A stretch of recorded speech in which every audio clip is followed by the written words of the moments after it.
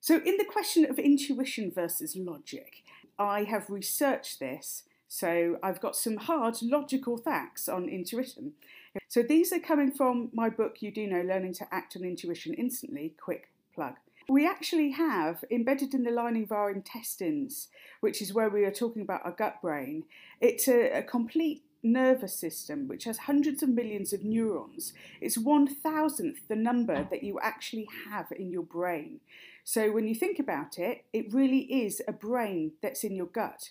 And the gut neurons communicate with the brain that's inside of your head through the vagus nerve, which runs through the base of the brain to the chest and abdomen. And this is where our gut reaction comes from. However, little known fact that you also have a brain in your heart.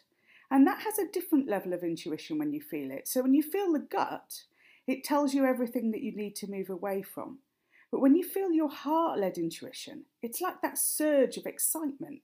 And it gives you this kind of like sense of everything that you really want to move towards.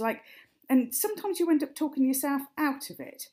So the nervous system that's actually in your heart is also an independent nervous system, and it's very much like the gut. It has at least 40,000 neurons, which is the nerve cells.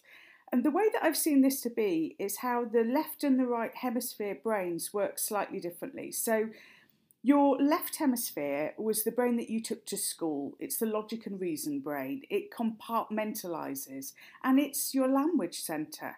And it's also responsible for the fact that you can talk yourself out of your intuition.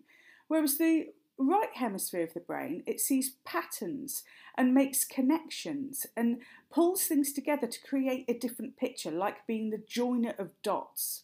And so what happens on the right hemisphere of the brain, there is no language, so we describe it as inner knowing.